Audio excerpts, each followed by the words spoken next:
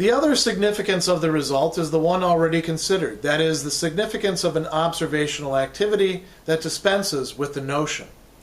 This knows no other way of understanding and expressing itself than naively asserting the reality of self-consciousness to lie in the bone just as it exists in a sensuous thing, and which at the same time does not lose its objectivity for consciousness. It has no clear consciousness, however, of what is implied in its assertion, and does not grasp the specific character of the subject and predicate, and their relation in its proposition, still less in the sense of the infinite self-suspending judgment and of the notion. Rather, out of a profounder self-consciousness of spirit, which here appears as a natural honesty, it conceals from itself the disgracefulness of the irrational crude thought, which takes a bone for the reality of self-consciousness, and it whitewashes that thought by unthinkingly mixing up with it all sorts of relationships of cause and effect, of sign, organ, etc., which are meaningless here. And it hides the crudity of the proposition by distinctions derived from them.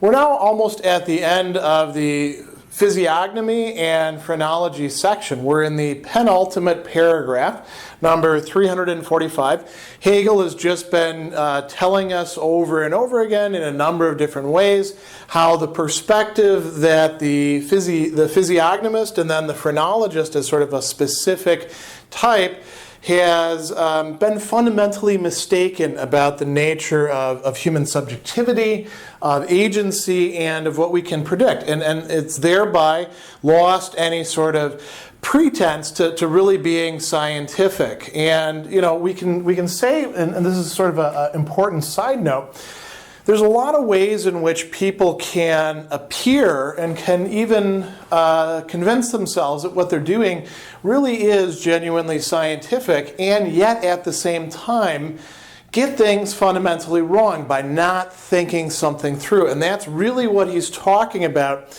in this paragraph. There's kind of a you might say a repression of perspective, so that the person who's committed to doing things from the perspective of physiognomy doesn't have to take into account what's really going on in terms of spirit, in terms of the dialectic, and they can pretend to have a scientific perspective that they don't really have a right to.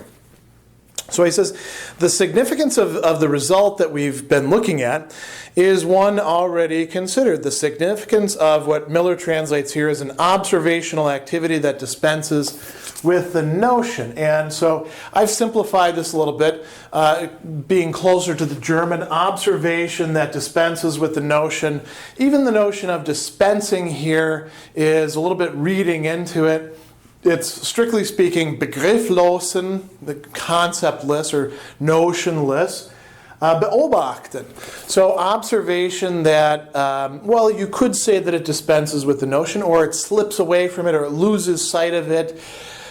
In any case, what is going on here is it's lost sight of the notion. And so what is it doing instead? He says, it knows no other way of understanding and expressing itself than naively asserting the reality of self-consciousness to lie in the bone just as it exists as a sensuous thing. And we've looked at this now quite a bit. You know, there's that lapidary statement, spirit is a bone, and Hegel saying, no, of course it's not, but that's what the phrenologist is making it out to be. And he says, and which at the same time does not lose its objectivity for consciousness. And this points us towards the fundamental problematic, right? So if the reality of self-consciousness is taken to be a bone existing as a sensuous thing, as something that we can look at directly, we can feel, we can measure, if that's supposed to be the reality of self-consciousness, what has not been taken into account? Just a paragraph or so earlier, Hegel was talking about, boxing people on the ears and actually needing to penetrate into their skull. Why? Because that would show them that if you really think self-consciousness is just, or any other spiritual reality for that matter, is just a dead, lifeless thing, a bone, Well, then, you have to explain how it is that that self-consciousness is indeed self-consciousness. How is it taking account of that? How is it able to construe itself as being a bone? How is it able to say that about the other self-consciousness, the one that would box it on the ear, right, or drill into its head?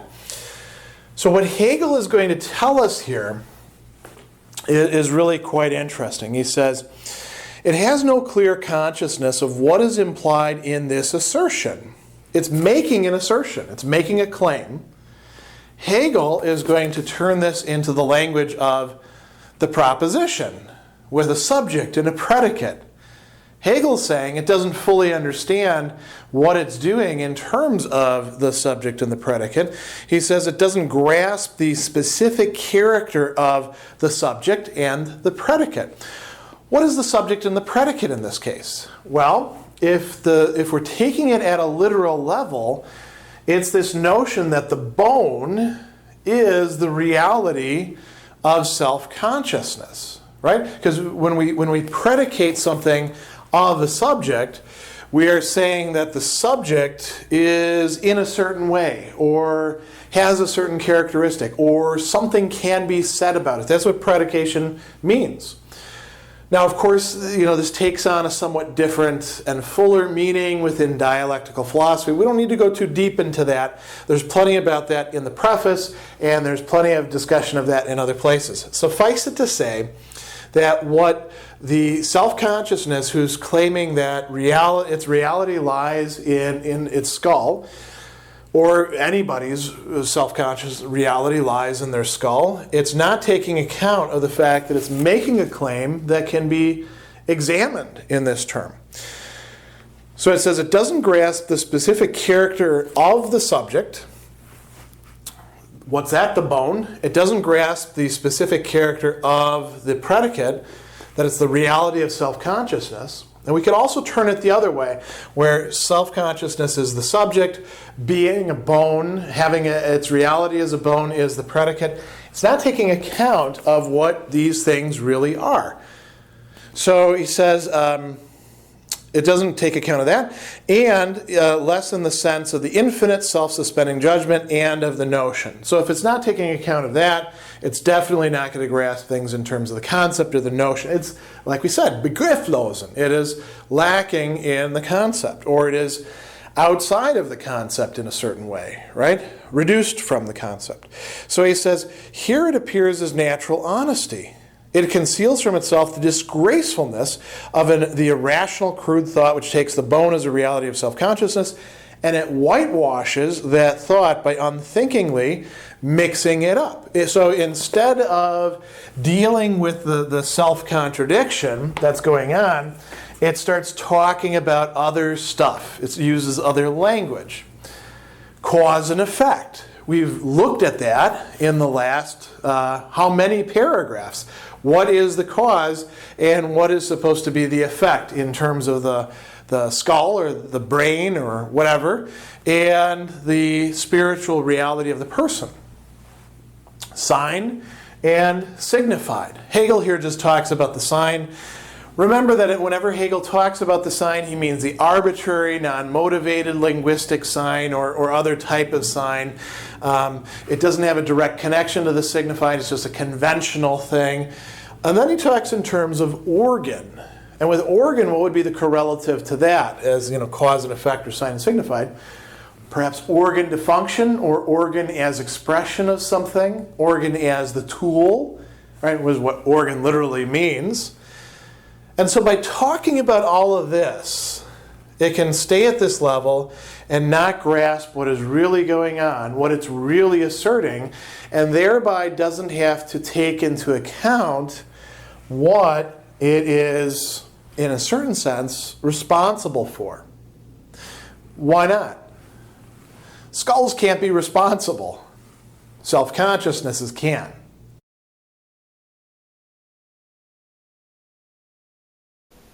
Brain fibers and the like, when regarded as the being of spirit, are no more than a merely hypothetical reality existing only in one's head, not the true reality which has an outer existence and which can be felt and seen. When they exist out there, when they are seen, they are dead objects, and then no longer pass for the being of spirit.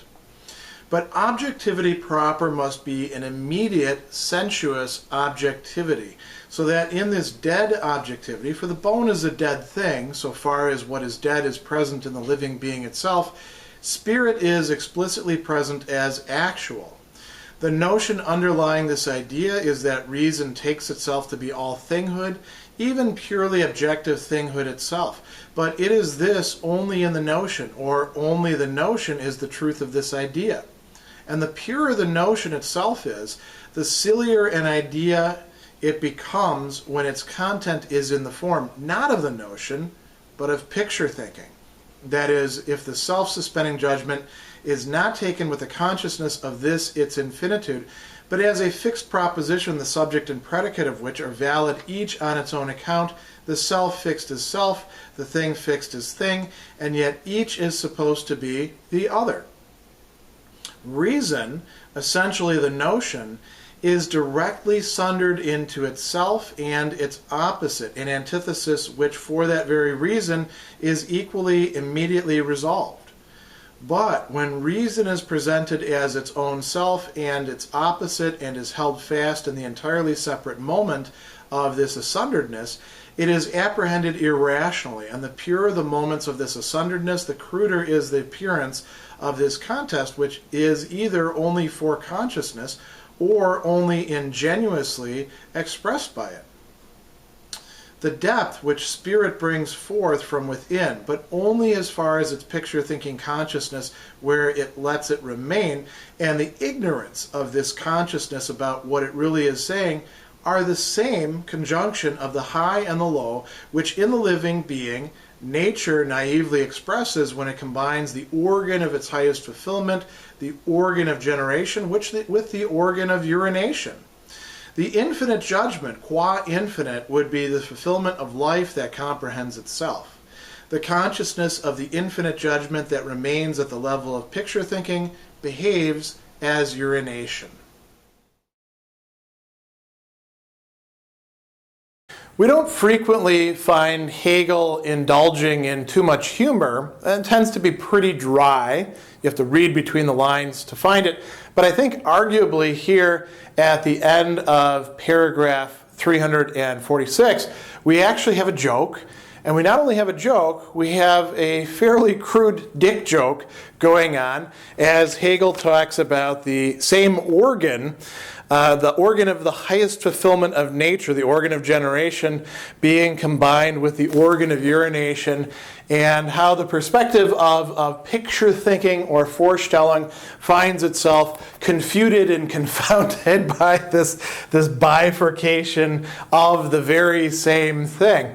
So, again, this is not on the surface. You have to dig a little bit to really get it. But I think once we go through it, it'll be a nice ending for this long, long passage where the meaning of things has been identified with organs or with physiognomy or phrenology anyway. So it's really quite a befitting way to end things.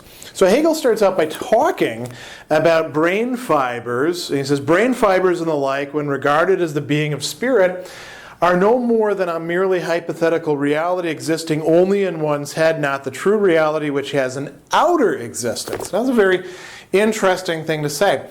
Hegel is not particularly interested in say, mapping out the brain, as other people were in his own time, and people are quite wild about in our own time. He says, if we're going to talk about external things, let's actually take it seriously and consider this notion that maybe spirit is a bone. Of course, he is rejecting this, but he's rejecting it on the way to something. What's the something? The whole rest of the reason section and the spirit section yet to come, which is the bulk of the Phenomenology of Spirit. We're only really getting into the serious stuff now. And Hegel says, no, brain stuff is really in our head in two different ways. It is in our head. It's the wetware, the goop, remember that organ that he talked about in a previous paragraph, through which the body knows itself. He's willing to go with that. It's the organ that is the seat of spirit. But our conceptions of the brain and what it's actually doing are actually in our head in either representation, what we're calling picture thinking, or grasped conceptually through the begriff, right? Through the notion. You can't actually see your own brain. I mean, there are those interesting scenes where somebody's head is opened up and maybe they could be looking in a mirror or something like that. But we can observe other people's brains. We can't actually observe what's really going on in them. All we have are proxies. This is something that we could talk much more about, but I don't want to get too bogged down in it because I want you to see where Hegel is really going with this. Hegel goes on and he says, objectivity proper must be an immediate sensuous objectivity, so that in this dead objectivity, for the bone is a dead thing, so far as what is dead is present in the living being itself, spirit is explicitly present as actual. That's worth reading again.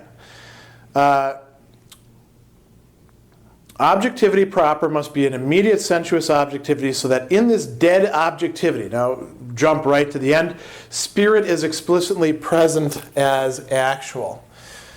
The actuality of spirit is not the bone, but the bone has to be there. Hegel stresses to us over and over again, both in the Phenomenology and in the Science of Logic and in so many other works, that we can't really talk about something as being purely interior. The essence of something had better be appearance. It had better show itself. It had better do something. It had better exhibit itself within the world. It had better make itself, as he's saying here, explicit. And so it's not purely accidental that we do have these bones. Right? It's, we could imagine other shapes. We could imagine other ways in which rationality can be present in the universe. But this is the one that we've got. This is what we've got to work with. This is what we have to observe. We're in the middle of observing reason, or rather at the end of observing reason. So he says that the notion underlying this idea is that reason takes itself to be all thinghood, even purely objective thinghood itself. So we have a transition here. What is to be gained in all of this? Reason, you remember at the very beginning of the observing reason section, Hegel said that we made this transition from self-consciousness and all the problematics going on there. Reason now takes itself to be all reality. What reason has been developing, what reason has been examining is, well, what is all that reality? And reason takes itself, like he says, to be not only self-conscious reality, but all thinghood, living things, dead things, the whole complex of the universe. Reason is able to take as its domain. It's very ambitious. But this is what modern philosophy took as its rallying call, whether in the empiricist version or in the rationalist version or in the idealist version that's going to come out of that, right? So this is really quite, like I said, quite ambitious. This is a call on Hegel's part. Now he points out a problem that we're going to run into. You notice we've got notion here, begriff, and then we've also got picture thinking here. And we have to make a sort of choice between them, or a choice winds up getting made for us. And we can not only talk about individual reasoners, we can talk about entire philosophical and scientific movements aligning themselves with this. Hegel will talk in other places about philosophies of the understanding, By that he means philosophies that are not operating on the level of feeling, but are operating with Vorstellung, with picture thinking. He would consider, for example, John Locke to be an eminent example of this sort of thing, and that's why Lockean philosophy leads us to certain dead ends and gets us caught in certain conundrums. He would also consider René Descartes to be largely caught up in picture thinking as well. So both rationalists and empiricists are liable to this. What we want is the notion, the G.W.F, and we'll talk about that a bit more. He says the notion underlying this idea is that reason takes itself to be all thinghood, even purely objective thinghood, but it is this only in the notion. Remember, we have to distinguish sometimes between the fully developed notion and the notion as the starting point. And here he's using notion in both of these ways. So he says, it's only the notion is the truth of this idea. The purer the notion itself is, the sillier an idea it becomes when its content is in the form that's not appropriate to it. We have form versus content, when the form is that of picture thinking. We have content that is dynamic, and we try to fit it into a static way of understanding it, a way that is ruled by not fully understanding how contradiction works, or negativity works, or mediation works. These key ideas that Hegel keeps coming back to over and over again. And the person who's caught up in picture thinking, they may have a sense that there's something wrong, but they have a very hard time grasping why they should make a transition to this messy stuff over here that seems rather unrigorous, right? But you can only see the rigor of it when you actually immerse yourself within the system as it develops. So there's kind of a catch-22, isn't there? So he goes on and he says, the sillier the idea it becomes when its content is in the form of picture thinking. That is, and he says here, if the self-suspending judgment, and the German for that, self-suspending judgment, okay, the judgment is an Urteil, right, a judgment. But the self-suspending there, sich selbst aufhebende. Remember, Aufhebung is this process of not only just canceling or transcending, but it brings along at least the outlines of what it is that it was transcending. That is integral to conceptual thinking. And also you might say even, this may be a little bit heretical to say this, conceptual acting, begriffliches Handeln, if we want to use that sort of language. That's not available from the perspective of picture thinking, of Vorstellung, of representation. So, what's going to happen then? All right, he goes on and he says, if the self-suspending judgment is not taken with the consciousness of this, its infinitude, but as a fixed proposition, the subject and predicate of which are valid each on its own account, the self fixed as self, the thing fixed as thing, and yet each is supposed to be the other. So what are we talking about here? Right? The self, spirit. The thing, the bone. More broadly, reason takes itself to be all thinghood. The thing, the self. If we understand these things from the perspective of Vorstellung, it's no surprise then that saying, well, these are somehow self-canceling and the same thing but not the same thing. You know, we talked earlier in Force and the Understanding about the self-same repulses itself and draws to itself its other. All of that language, all of that verbiage, all of that, those concepts or notions, they don't make sense within this perspective. And there can be a lot of different ways of doing Vorstellung. But ultimately, they're all going to boil down to the same thing. None of them are going to be adequate. And none of them, even if you sit there and you explain until you're blue in the face, are going to get across what is going on in this sort of development. So he goes on and he says, reason, essentially the notion, winds up directly sundered into itself and its opposite. Reason winds up finding itself opposed to the thing and the thing opposed to it, and is held fast in the entirely separate moment of this asunderedness. When that happens, when reason is presented as its own self and its opposite, it is apprehended irrationally. Reason winds up being unreason. Reason winds up becoming irrational. Again, what happens when we lapse into picture thinking?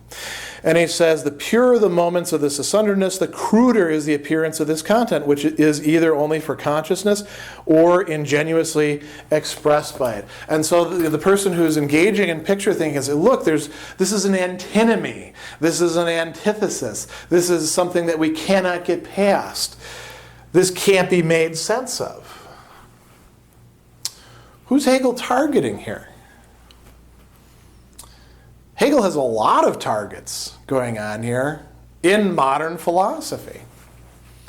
I leave that to you to think about, and to think about whether some of Hegel's own interpreters who stress the irrational perhaps more than they ought to couldn't be brought into his crosshairs as well. I mean, I'll suggest to you that, as I pointed out, what he calls philosophies of the understanding, like say Lockean philosophy, are not going to be any good in this respect. And so people like Locke or Hobbes would say, yes, that's an absurdity, that doesn't make sense. This way in which you're understanding reason and historical development and consciousness. I think Kant would fall in there as well. I think you might even be able to say that this, although I don't think that Hegel is actually deliberately doing this, could be a Hegelian response to Schopenhauer or other people who are talking about this sort of thing.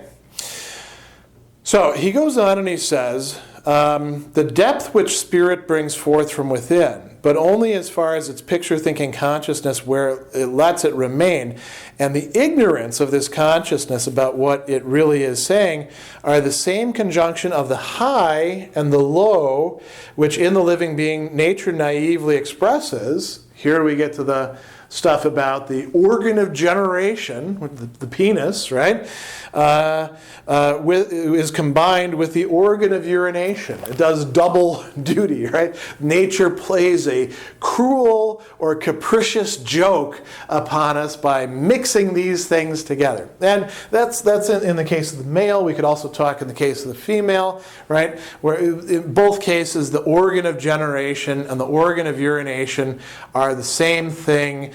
And why the hell is nature doing that? So why are they mixing up the highest and the lowest? And it's funny too, because Hegel's not saying, as many earlier thinkers would, sexuality, that's just a lowly thing, a thing of the flesh. He's saying that's the highest. The highest function is generation, is reproduction, right? He's not saying sexual pleasure is the highest, of course.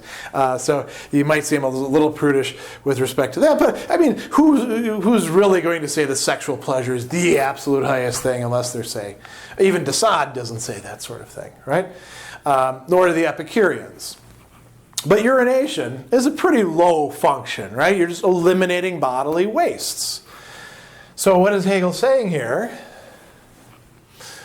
Those picture-thinking people, they can't make sense of this any more than they can make sense of the fact that the same organ is used for reproduction and used for urination. They can't understand the penis or the phallus or whatever you want to call it, right? They can represent it. They can do a Vorstellung of it. As a matter of fact, they probably have all sorts of things like that doodled on their notebooks, but they can't grasp it conceptually. They're unable to see how two things, high and low, could actually be combined in the same thing, and that could in fact be rational, that could make sense. So he says the infinite judgment, qua infinite, would be the fulfillment of life that comprehends itself. Of course, the consciousness of the infinite judgment that remains at the level of picture thinking behaves as urination. He's literally saying they're pissing things away.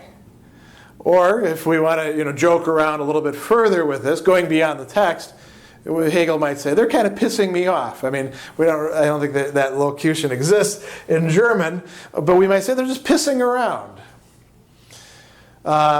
It has no value.